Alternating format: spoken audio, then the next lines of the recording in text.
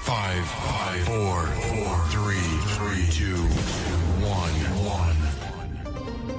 Ladies and gentlemen, you are here because the time has come.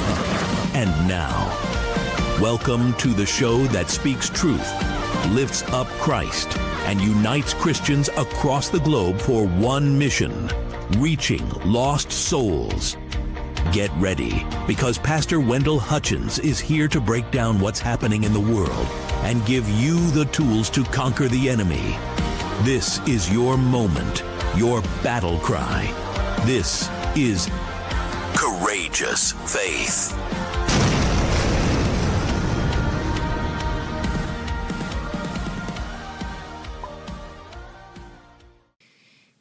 Did you have a good Christmas? I did. Yeah? Do anything special? Anything amazing? No, nothing special, nothing amazing. It was just good. It was a great week.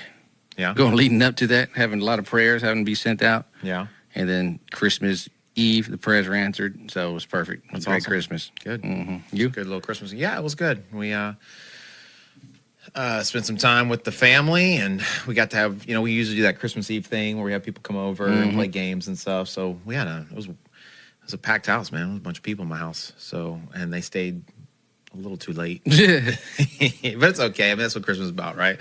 So it's when I say too late, I mean past my bedtime. Mm-hmm. It's weird. Now if it's past 11 o'clock, I'm barely holding on. That's pretty late. Yeah, it was. I think it was like 12 o'clock or something. So it was fun, though. We had a good time. And then, Christmas morning, my daughter came in. We were trying to sleep in a little bit. And around 8 o'clock, I hear the feet come running. And the door busts open. Mommy, Daddy. Oh, my gosh. She was excited. So I don't know how much longer she'll be that excited. So it's fun to kind of be able to do all that with her and stuff. I actually experienced my first Christmas like that. Yeah. Been waking up.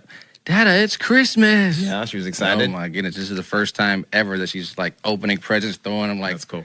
on to the next one. So that was a huge accomplishment in my head. It was like, oh, this is the high life. This is where it starts. Yeah, no, it's funny. As the years go on, seeing the transitions and you look back, on Facebook or whatever, those memories, and it doesn't seem like it was that long ago. And there was a picture, I think, of our Christmas that we took some family photos, and she was 2, and that was 6 years ago, and now 7 years ago, she's 9 now.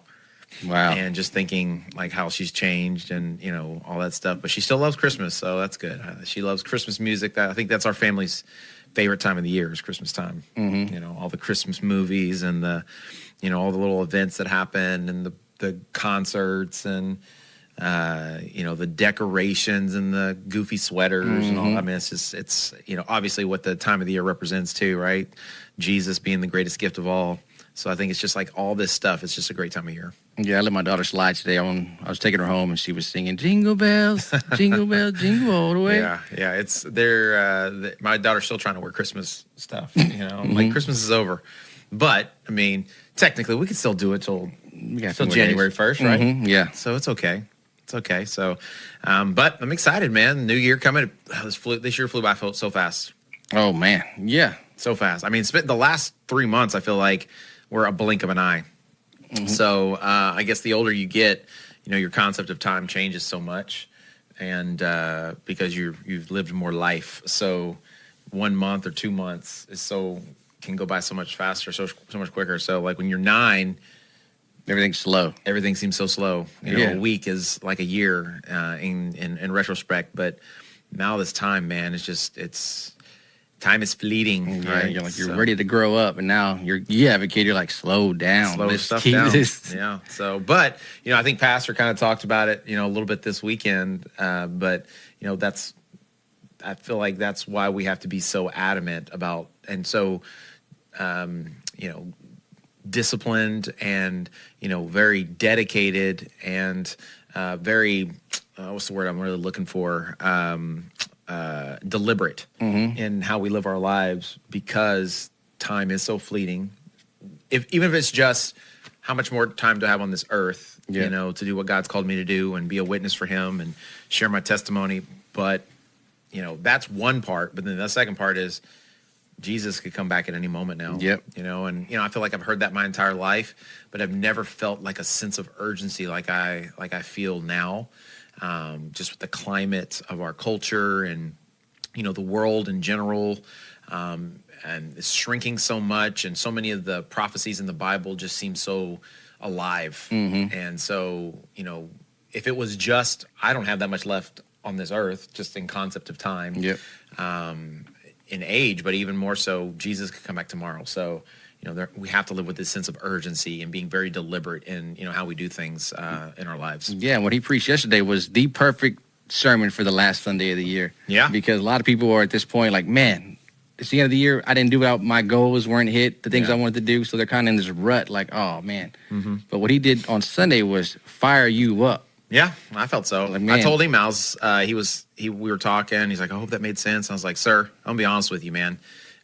You spent the first 20 minutes and, you were setting it up and you were talking about it, and that was amazing. And then you said, I got 17 laws. And I was like, uh-oh. Yep.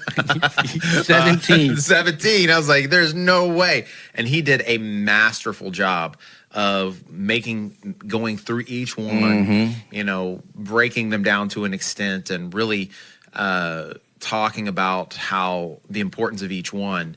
And we weren't here till 4:00 in the afternoon. I was literally going to say he did a great job for him as well. Yes, because he flew right by him. he did. I was 2 or 3 I was or what? highly impressed. I giggled when he said I got 10 minutes to do 17 thing or whatever, because I was like, okay, we're gonna be here a minute, but or we're doing 5. yeah, we're only gonna get through 5 of them. At we'll finish it next week. But I thought he did an amazing job, and he was so the clarity was there, and I told him afterwards, I was like, man, I was amen in everything you said.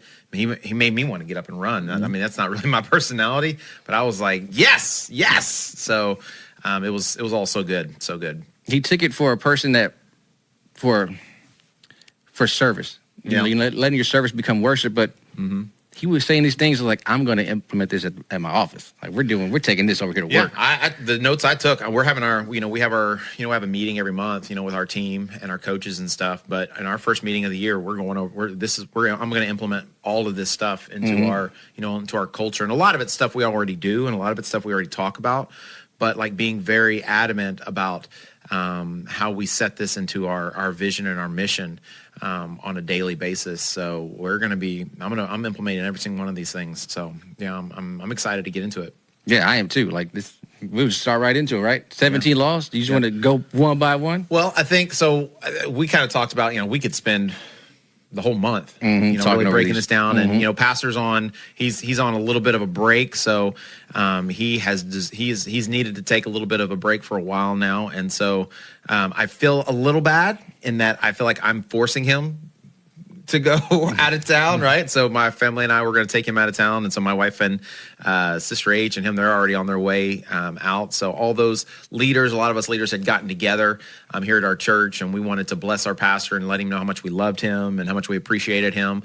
So for Pastor Appreciation Month, we put together a trip for him to take a week, for him and Sister H to get out and really just get some rest and recharge and take some time with the family and stuff like that. So that's what he's doing this week. And so he fought me. I feel like he fought me almost every step of the way, and I could tell he really didn't want to go. Yesterday, he seemed like he might actually be like a little excited about it. So hopefully this will be, I know for a fact he's going to have fun. I'm going to make sure he has a good time and get some rest and can really recharge, because I want him to come back with that same kind of fire he preached with this Sunday, like for the beginning of the year, like fired up and raring to go. We have a lot of stuff coming up. This is the perfect time to take a little break, because then we got Flashpoint when he comes back. Yeah.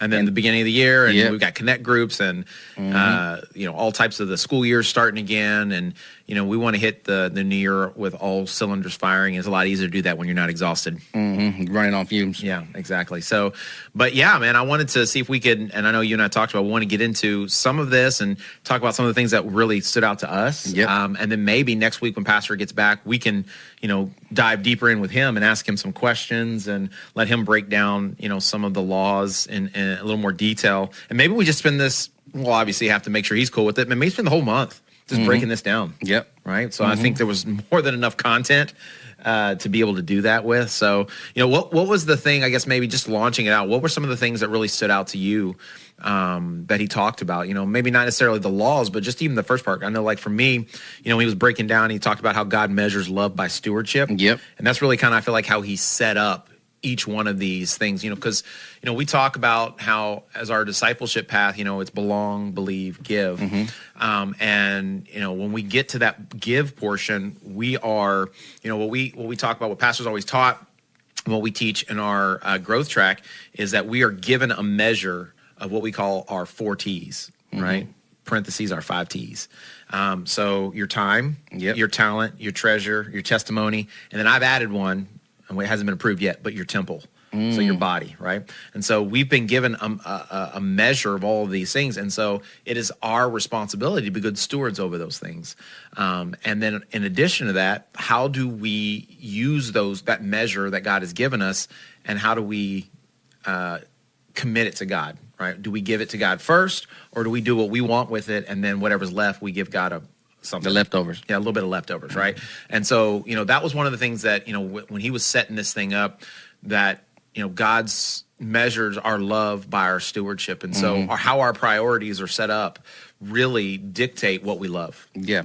He was saying the harvest is coming, and the way you're going to get your harvest is how God measures your love by your stewardship.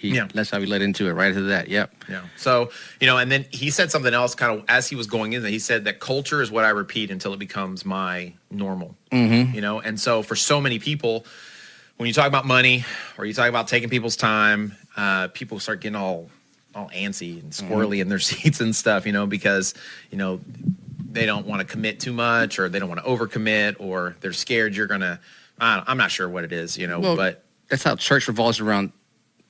Church doesn't revolve around their life.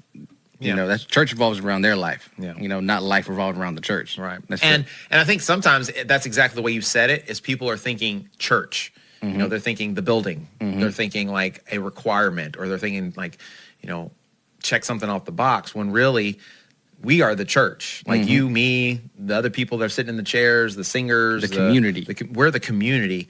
And so, am I just randomly inserting myself into the church, or am I actually the church?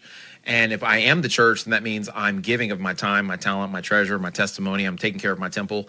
And in other words, I'm being an example. I'm being something that's a light that other people can see and be drawn to. Yeah, we're called to build. Yeah, that's it. We're called to build. Those seats, the way they fill up is us. Based on me. It's our fault if those seats are filled up. So I think people in church culture, we've gotten it twisted. So we seem to think that it's the pastor, the music, those are the things that like what really fill the seats. And I think if you're doing church in a certain way in our culture, right, in our church culture today, that's exactly right.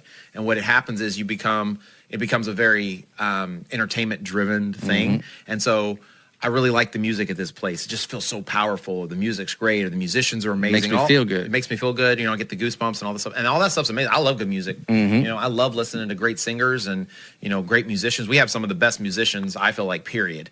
Like, our musicians are on point. They were crushing it this weekend. But, that's doing things in excellence for the Lord. It's not entertainment for the people.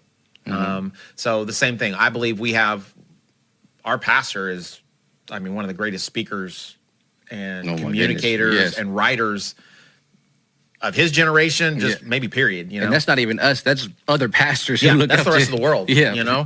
And so we have that as well, but that's not what's supposed to build the church, right? That's what equips the church. That's what, those are tools to, for the church to come together and serve the Lord, being led by the worship leaders and all that stuff, right? But the thing that fills the seats, or is supposed to fill the seats, and the things that like builds the actual,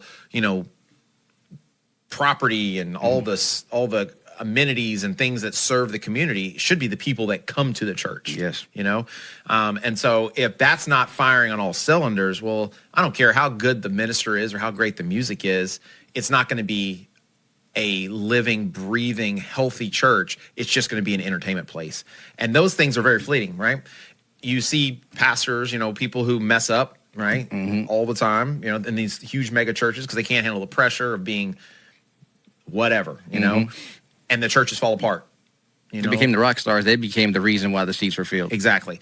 And so, you know, I believe our pastor is, you know, without reproach, and obviously I trust him and I have belief in him, but my relationship with God is not like dictated or predicated on how well he serves God. I use him as an example, and I obviously look up to him, and he is my leader. But if he messes up, that's not going to diminish my belief in God, right? I know that people are human beings, and so I'm not going to stop serving. I'm not going to stop serving God, or stop going to church, or stop coming here, you know, if something happens. Yeah. You know, so fortunately, I don't ever have to worry about that. But still, my relationship with God, he may have helped bring me to God and show me, and he teaches me all the time. He disciples me, but I have to have a relationship with God, Yes. not have a relationship with him. And he's my advocate to Yeah, God. exactly. You know, He's Jesus the- is my yeah. advocate. There's the veil's torn. We don't need a middleman no more. Right. So you don't have to use him as the middleman. Exactly. Right.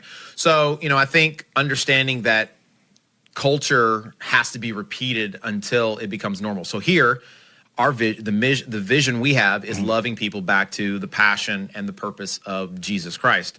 And so, you know, we do that by serving people. We do that by loving people. We do that by discipling people. And that ultimately is how people know that we are followers of Jesus. Yeah, he said that the culture is the invisible government in the house. Yes. You don't see it, but it's there. That's Yeah. our culture. Right. And it has to be repeated. It has to be taught. It has to be lived. And we all have to have that. And that's part of that unity he talked about. Uniformity is not the same as unity, right? We don't all have to look the same. We don't all have to come from the same backgrounds. We don't all have to like the same things. And we also don't always have to agree on everything. But we can have unity, and our unity is found in Jesus Christ and the mission we have for this house. And so, in the New Testament, when we hear to do everything to keep the bond of unity and peace, well, our jobs or our responsibilities in loving one another is to be patient and gentle and kind with one another, and to focus on building and keeping that unity throughout our relationships with our brothers. And that should be ultimately the goal. Yep. Even if we don't always agree, right? And so being able to communicate with that and being able to handle that and to set ourselves aside, I think this is one of the things he said as well, is understanding that church is not always about me. You know, people come to service on Sunday morning, they're like, oh, I got me a blessing, or, you know, we had good church. And that's not there. There's definitely a place for, okay, I need healing, right? I need God to speak to me. I need God to move in my life. But like when we become the center of what this place is or what church is, we miss the entire point of it. Yep. You know, so the first shall be last, and the last shall be first. So if we're the only thing we're worried about, we're missing the whole point. He actually said it yesterday that it's not about you. Yeah, he did. I think one of the ladies that come to our church, she's always giving me a little bit of a hard time on a regular basis. And she's like, yeah, James, I always remember when you're saying it's not about you. It's not about you. And I want to tell her, I didn't say that. That's not my saying. That's pastor saying. I'm just quoting what the man of God said, that it's not about you. And I'm reminded about that on a regular basis. When people get under my skin, you know, when, you know, I see people up here, there's a young lady who comes and cleans the church pretty much almost every Saturday. And most of the time she's here by herself, you know. And when I come in here and I'm working on something, you know, and I'm by myself, and then I walk down to this side of the building and I see her here working, that's an immediate reminder it's not about me. And she realizes that because she's here serving with, you know, people. Nobody's here giving her kudos or giving her money, or she's just doing it because she believes in the excellence of the house and she wants to serve. And that's a way she can serve. That's a way she can serve God in the kingdom. And so it reminds me, you know what? I need to get my attitude right, because it's not about me, right? It's about this house, and it's about the people that are going to be coming into this house that may not know God. Exactly. That's the seat. You're trying to fill a seat next to you. That's the whole point of all of this. It is, right? He, and all that's, why does the culture matter? He even tells us why the culture matters, because of the harvest. Yeah. The harvest will expose us. It will. And that was That's when it started getting fired. That's me right there. That was the beginning of it all. He said, the harvest will expose my life. Yeah. And, as he was talking about, a lot of this had to do in the beginning portions, really had to do with having really a heart for the house. That was kind of a series we did a long time ago, but having a heart where like the house of God, the church, this place is, one of our passions. Because what we're really doing is we're preparing a place for people, right? Jesus even said, I go to prepare a place for you. So if it was important enough for Jesus to go and make something right for us when we got there, probably it would be a good idea if we're disciples of Jesus that we do the same thing for those people who don't know who Jesus is. We prepare a place of excellence, a place where people can come in and not only feel like they can belong, but they feel safe, they feel at home, they feel welcomed, and they're not having to worry that if they go to the bathroom, it's going to overflood on them or something. You know what I'm saying? Yeah. Like there should be just like common things that we know. They show up into the parking lot and the lights are on, and so all of that stuff, it takes work, it takes resources, it takes finances, takes money, and so for us to have a heart for this house, for us to truly, be showing God our stewardship through our love for this place. I think the way Pastor put it was that, how did he say it? Here it is. So when my house becomes your afterthought, your life will feel like it cannot hold what you have produced. And so that's like a great thought. That's nothing I would ever come up with, right? And you got to like break that down and really listen to it. When he said it the first time, I was like, huh? Like kind of remember the other week when you're like, yeah, I don't understand what you're saying. But neglect is not neutral, is what he said, right? So if I am not having a heart for this place, if I'm not coming here and if I see a piece of trash on the ground and I'm not picking it up, well, that's neutrality. Okay, does that mean that I don't care, or does that mean I'm just like apathetic to it? Well, to me, and to what he's talking about, that neglect shows me where my heart is. It shows me what's important to me, or rather what's not important to me. And so if I show up to this place and something's not working and it doesn't bother me, I think maybe I need to examine my heart, Yeah. And my parents raised me this way. Pastors always taught this, is that be a problem solver, be a solution. When you see a problem, don't just find more problems. Be a solution for the problem, And we have some amazing people here that do so much, and it is crazy what we are capable of doing, even with the small amount of people that do so much here. And so, if we could take that and we continue to disciple one another, and we continue to grow that, and we all have that same passion, what else could we accomplish through this house? It's amazing. I was telling our group on Sunday morning, just kind of rehearsing what's happened this year and some of the awesome things that have happened. And, through BC Fitness, the gym, we have, this year, there have been over 75 people that go to the gym that have actually come and visited the church, okay, at one way or the other.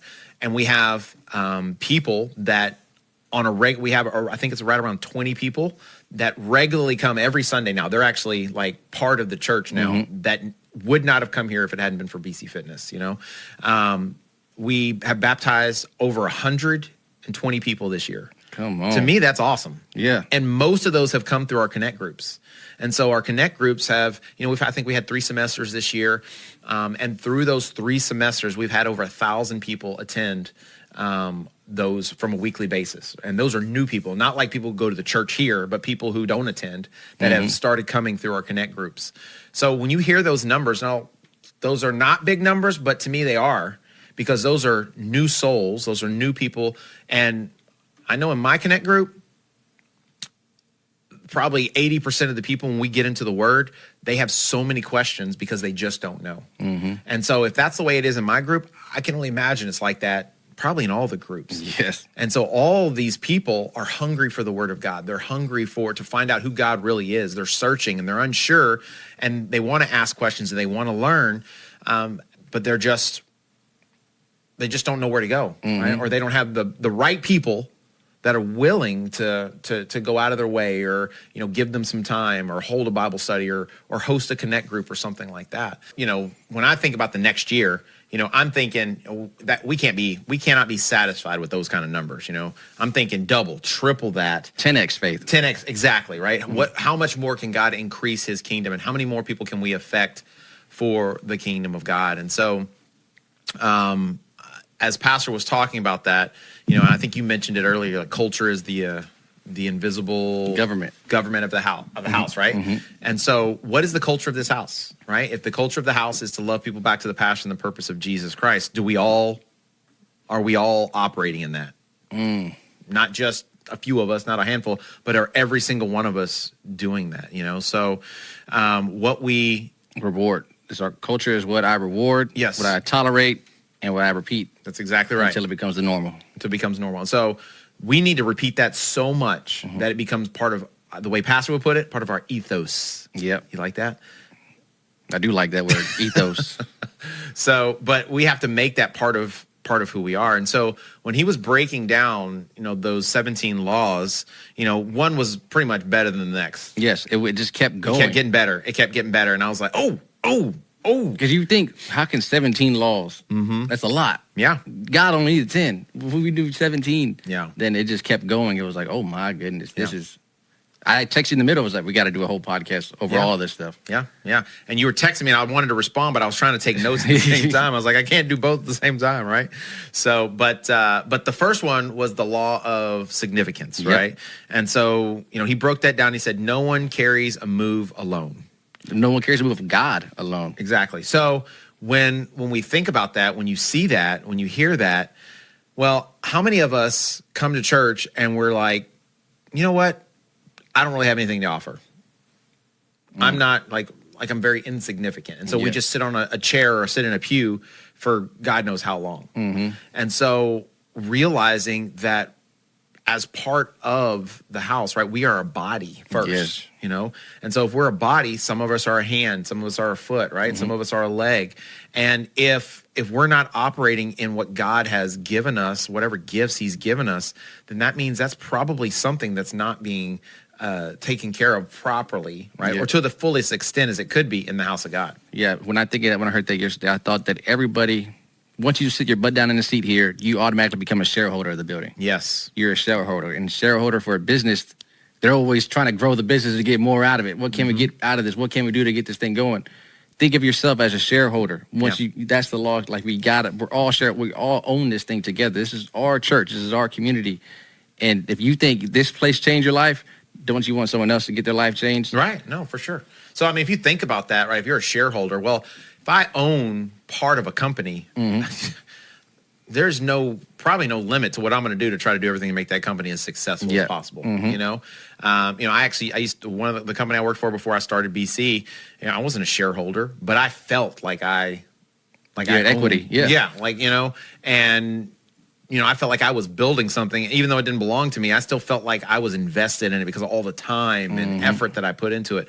So, even though maybe it wasn't my dream job, I still was excited about building something and trying new things. And so I came up with ideas and I pitched them, but I was also willing to work those ideas out. I came up with a plan, and then I was ready to put foot to pavement to make sure that it got handled or came to fruition or whatever it may be. And so I personally took ownership in that. And so, if there's something here in the house that's affected you, if there's something here at this place that, what drew you here? You know what I'm saying? What was the thing that got you? Well, if that's the thing that appealed to you, well, I would think that's probably also the thing that you should invest in. Enhance and make it better, because more than likely there's somebody very similar to you that it's going to appeal to as well.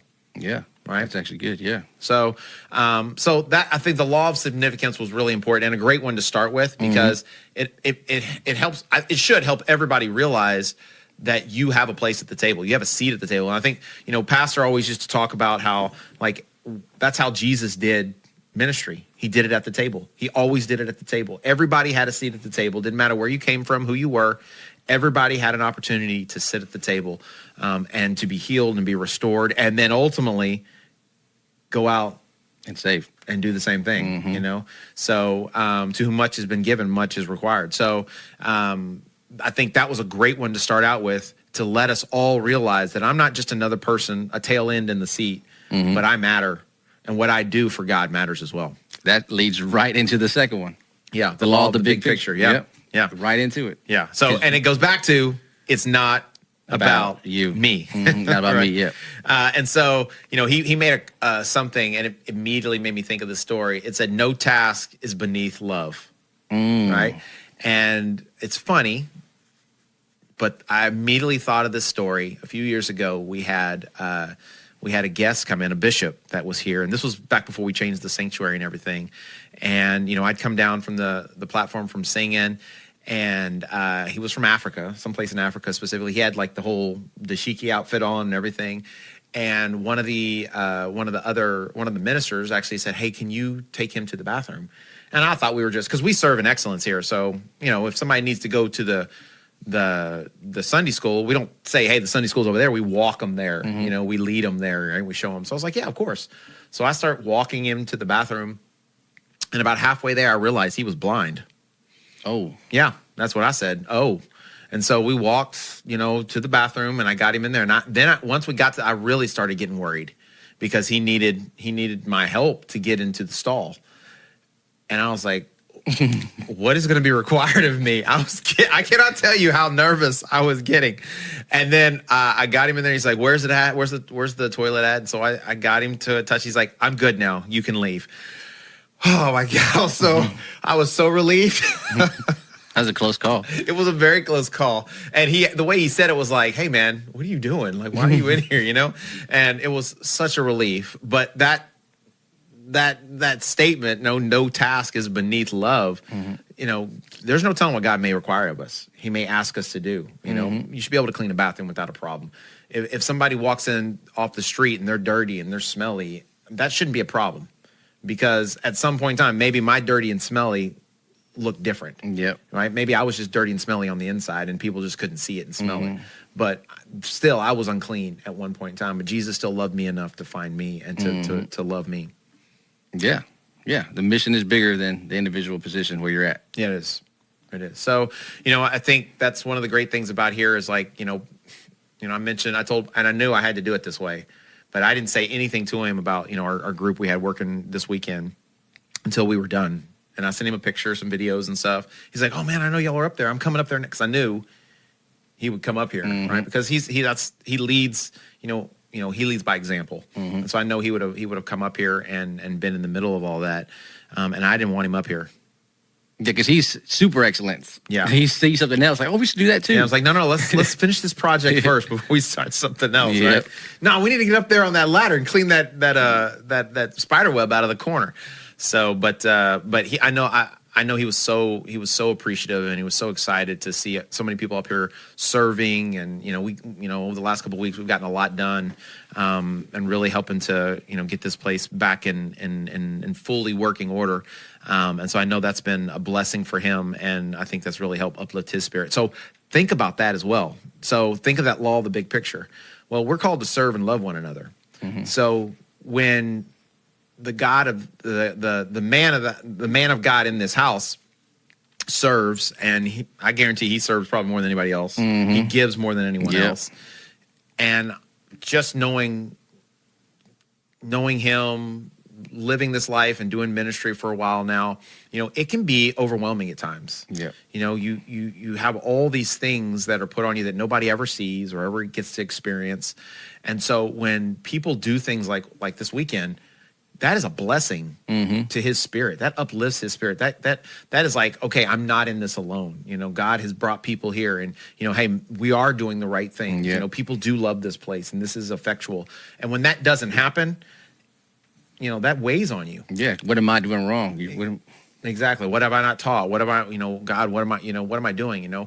And so, realizing that, not only are you blessing people that are coming into this place, but you're also blessing the man of God, and you're pouring into him and uplifting him and encouraging him through your love. And that's how we love one another, just like that. Well, I allude like that. Titles are just the tool for an assignment, is what he said. For the big picture, your title is a tool for the assignment, not a trophy. Right. So what does that mean? You know, I mean, is it more important to be, you know, brother deacon bishop so-and-so, or is it more important to affect lives? You know, Lives, affecting really lives. all it is, like, you know, Pastor James, you know, is that important, or is what I do in ministry in a pastoral role more important? You know, so, you know, I'm assistant to the pastor, right? I help our pastor do whatever he needs me to do, you know, and I serve him because, you know, he's loved and served me for so long. And so, you know, you don't need to call me anything but James as far as I'm concerned. Yeah, because Assistant Pastor James also takes out the trash. He's also the janitor around here, too. Sometimes, yeah. Yeah.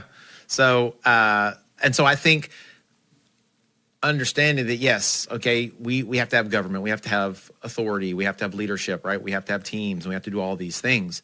But whatever that team is, or whatever that title is never more important than the mission. There you go. Right? And it's just a way that we communicate direction. Who might know a little bit more than you, you know, who may have a little more information on, you know, where the TV goes, right? Or like how to turn the lights on.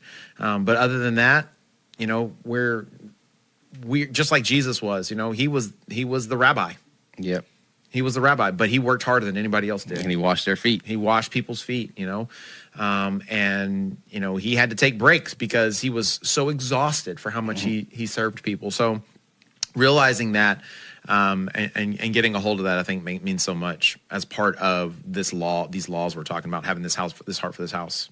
Yeah, the Son of God came here to serve. How much we should do the same. How much we should more? have that mentality. If he came here to serve, I'm definitely not better than that guy. Yeah. Well, I mean, so when we say serve, okay, like what is the first thing that you're thinking about when what comes to your mind, first of all, when you hear serve? When I say, hey, you should serve here at the church. Using my talent. How could I do anything here to help? How can I? Me, that's what actually becomes a part of me, to help this. Okay. What am I doing? How can I become an asset around here? What can I do to? I like how can you become an asset? Okay, so that comes into the next one, the law of the niche. Okay, Yeah. so the law of the niche is everyone has a lane they feel strongest in. Okay, so that's your talents, that's your abilities. What are you trained at? That's one of the simplest things right there. I think so many people, you know, they disconnect. Like, how many people go to work on a daily basis, and most of the times to a job they're not like a huge fan of, but they show up on time, they stay late, and they do extra work at home that they're not getting paid for. How many people do that?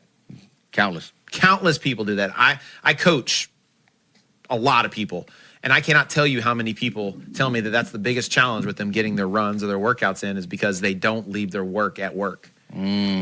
So if it's work they have to be done, things that have to be done, like projects, whatever it may be. So you're doing this for something that maybe, other than the paycheck you get, is not like, you're not building anything. It's not your company. You know, you're doing this for something that you would even say, like, I don't like doing it. It's not your passion, but you invest so much time and so much energy. You take so much time away from your family, from the house of God, from time with God, to do this thing. So if you have this ability and you're blessing this company, which is what you're doing because you're making the company money by doing this job, like, how much more so if you know who God is and what he's done for you, and you truly do have a heart for him, how much more should you use that same gift or that same ability, training, to serve the house of God? Yeah. On point. And if you don't know what you like, if you have an interest in anything, try it out here. You never know. Time Maybe to try you it learn out. something. You might grow in it, Yeah. and find like, this is like, for myself, I found my identity here.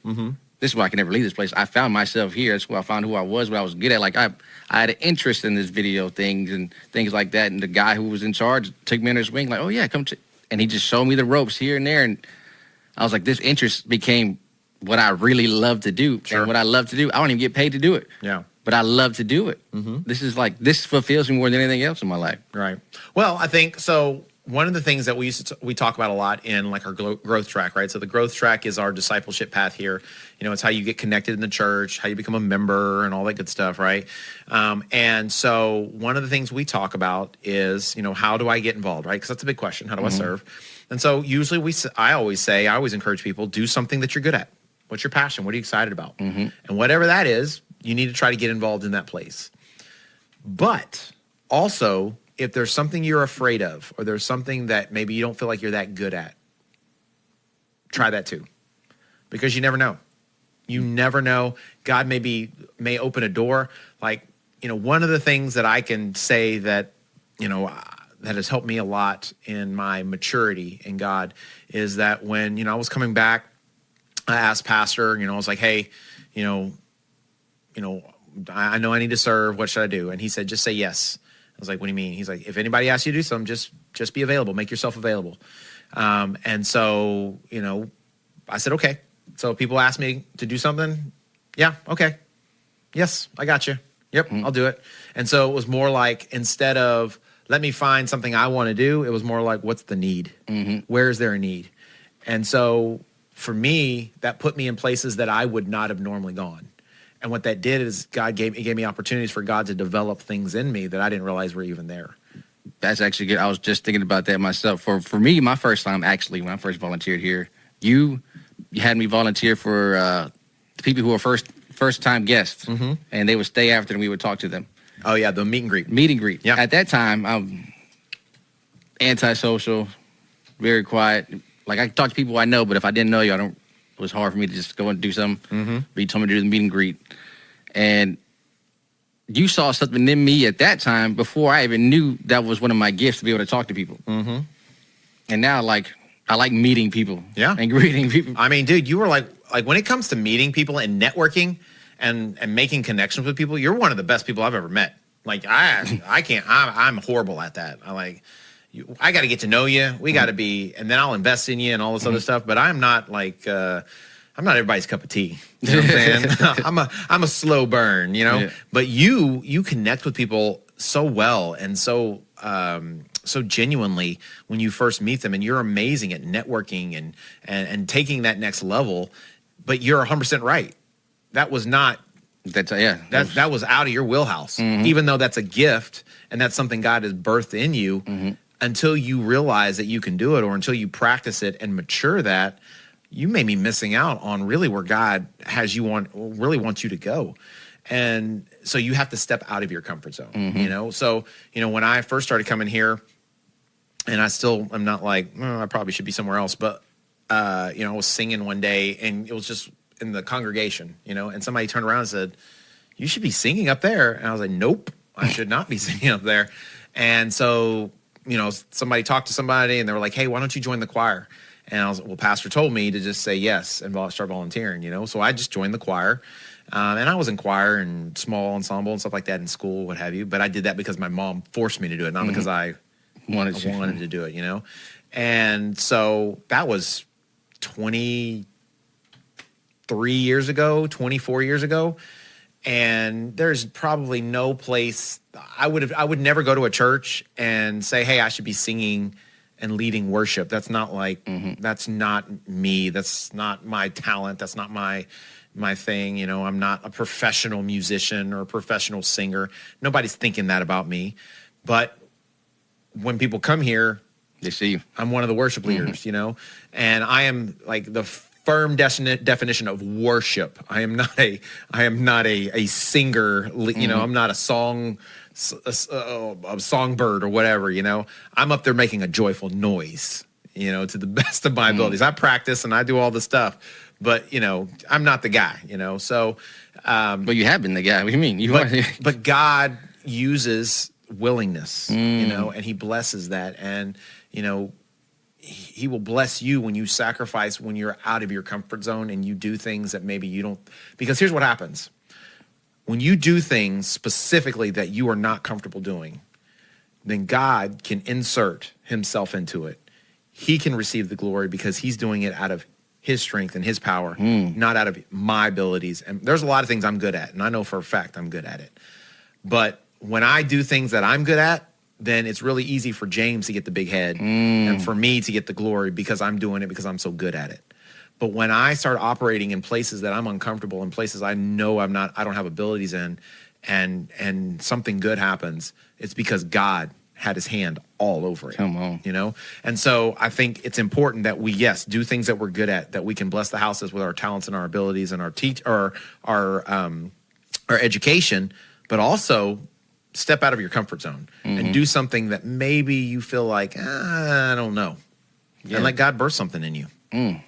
That's good. And draw it out of you. Yeah. So I think we could spend, like I said, we're going to spend this month talking about this. I That's just feel 3. like that was just 3 of them, right? I mean, the law of Mount Everest, the bigger we get. That was 4. That was Yeah, the that's next one. the 4th one, right? So the bigger we get, we've got to be able to maintain it. We have to have systems in place. We have to have the ability to handle it. Well, you know, I think sometimes growth, you know, you're a business owner. You know, if you don't have the scalability in your business Can't handle it. ready, well, it doesn't matter how many people come to you. Yeah. You're not going to grow You're already capped out. because you're capped out and you can only handle so much. And so, you know, big challenges demand a whole level of unity that, you know, if somebody comes in here, right, and, you know, there's so many stories over the years I could think about, and, you know, weird things have happened and weird people have come in, you know, and they will challenge you in different ways. And if you are not prepared spiritually, if you're not reading your Bible, and if you're not walking hand in hand, shoulder to shoulder with somebody else, we can't handle it. And so, you know, that is the beauty of being the army of God and being the ambassador for Jesus Christ. And so our systems have to be in place. We have to know, what is the process? If you come into this church, how do you serve? How do you get involved? What is growth track?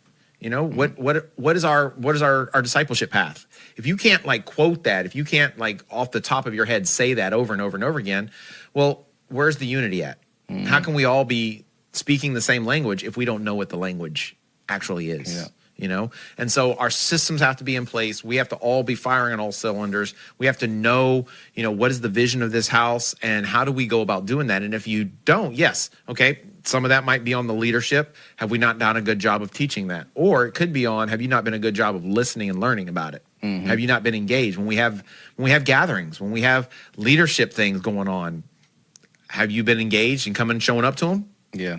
And if you haven't, why haven't you? Yeah, it's at Sunday 10:30, roll out 11:30. Right? That's even before service is over. Yeah. And that's after service has started. Yeah, service starts at 10 Yep. a.m. Yeah, be here early and in the front row. Yeah, a big one, because we need people on the front row, because on YouTube, if someone's watching it for the first time, you see those seats, you see a lot of empty seats because no one wants to sit in the front. We have people there. It's just what's on camera doesn't look like it. So Right. it's not attractive. It's not appealing. Knowing that God is moving in this house, but yet if someone's watching it from online, in their eyes, it's, must not be that big. Must not be that big a deal. Yeah. Yeah. So, you know, I think that's one of the things that as well, right, that can encourage our pastor as well, is that, you know, having those seats filled. You know, it's a little bitty thing. You know, I get it. People are like, oh, I don't want to be on camera. You know, oh, I just want to show up. Well, that's for the first time guests. You know, that's for people who, you know, they're new to this place, and, you know, we need to be gentle with them. But if you're part of this house, you're a soldier in the army of Be God. bold. Be bold. You need to be bold. There is Yeah. none of this like hiding in the background in the darkness. Unless you're laying low. Yeah. No, there is no laying low. That's what we got to get past. There's everybody, listen to me.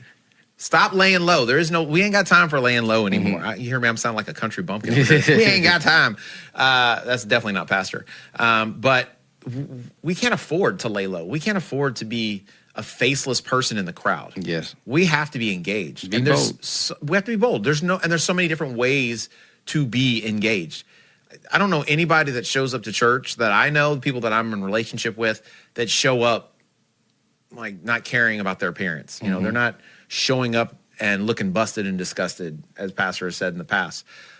So if you took the time to get up and look in the mirror and put an outfit together and do your hair, why does it matter if you're on TV or not? You look good. You do. You look good. Most people look good here. Everyone looks good here. Yeah. On So I mean, Sundays. that's to me. If you're now understand, this is not Pastor Hutchins saying this. So don't get mad at him. Okay, you get mad at me.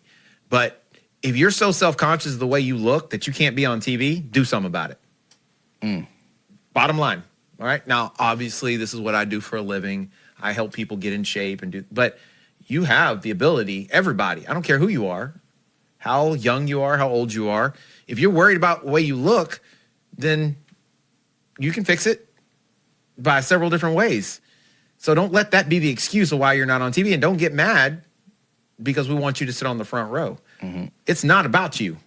It's about the kingdom. It's about who we're trying to affect, who we're trying to connect with. And I promise you, there is somebody watching that can see you, and they're going to relate to who you are. Yep. Right? So representation is in this culture today. There's one thing I hear all the time: representation matters. Yep. So they need to see someone that looks kind of like me. They need to see someone that looks like Rocky. They need to see someone who looks like Pastor. They need to see someone who looks like Kelton. They need to see every shape, form, fashion, and color they possibly can to realize that this is a place for everybody. That's why this church is huge, because there's everybody here. That's right. Right. So Pastor used to say, I think the way it used to be like, we're a multicultural, there was a whole saying that he used to say all the time that was very fancy or what have you. We're a place for everybody. Yeah, we're diverse. We're Right. a melting pot. We are. This is the way heaven's going to be. Everybody is welcome here. Everybody belongs here.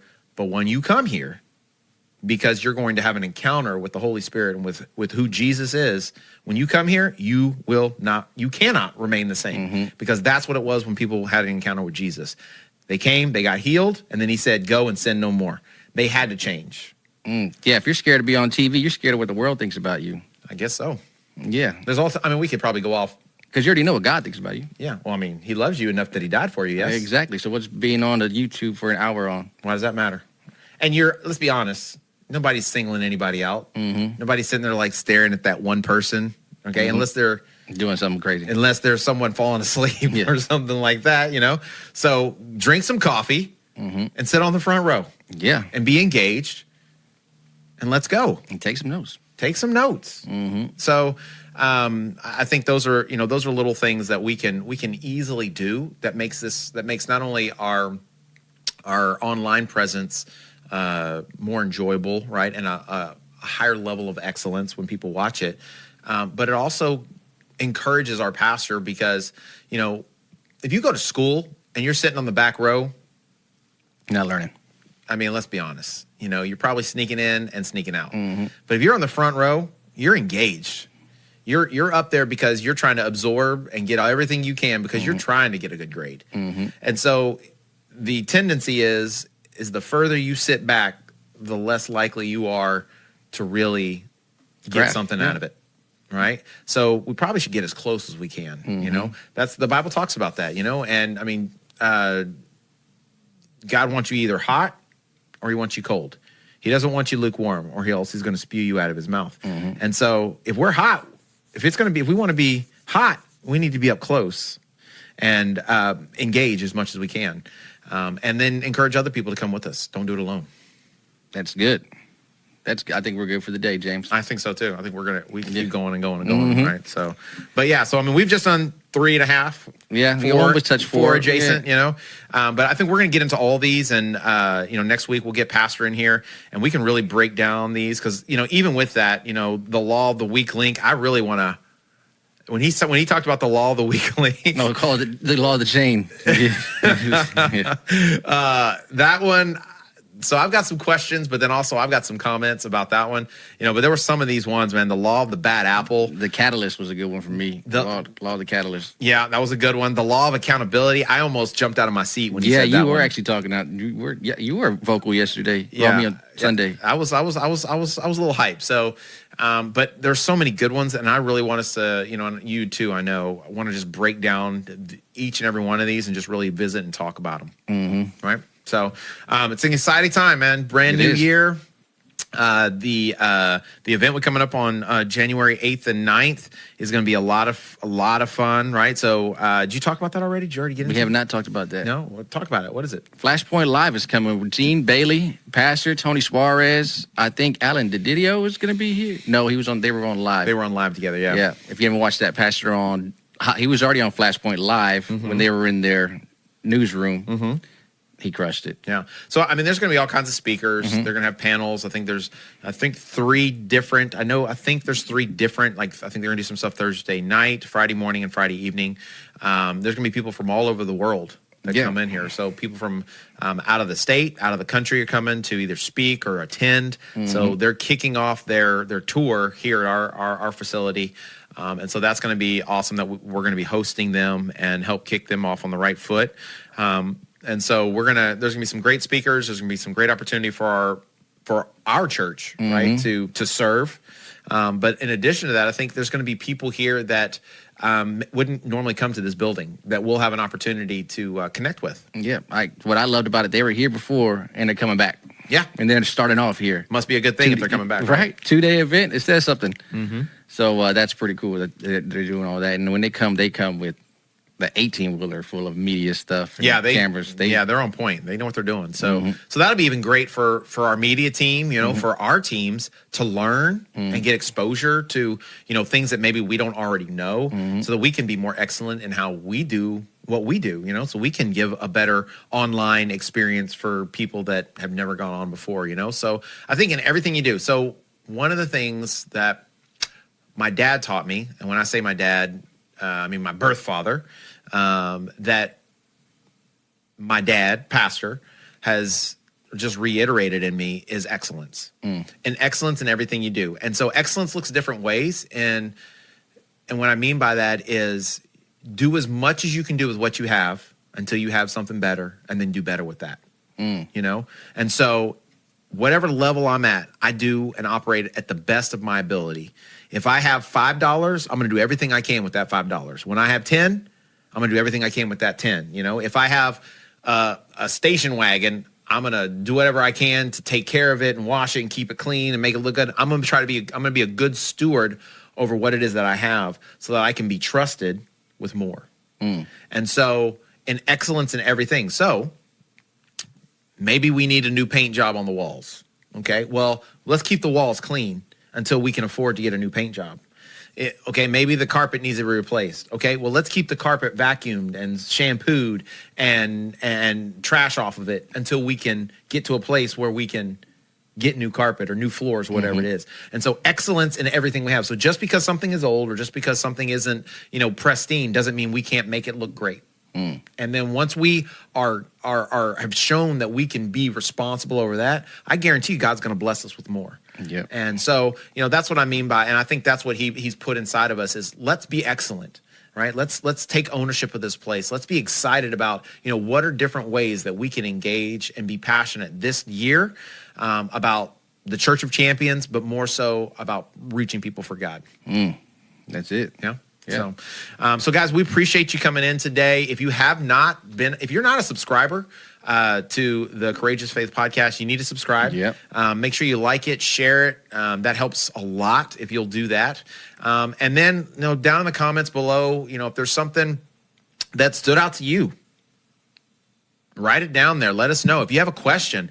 I think that's one place that we could definitely serve you guys a lot better is, if you have questions about things that we talk about, things that pastors talked about, put those down in the comments. We read them all. All those get read. And I can guarantee Pastor would love to address those questions and hit those topics in the next episode. Yep, he would definitely would. He could start off like that. And we could start out like that. So I would just encourage you to start making that a habit. If there's things that maybe you're like, I wonder about that, write it down there, put it down in the comments below, and we'll talk about them. We'll bring them up, and we'll make this a regular weekly thing.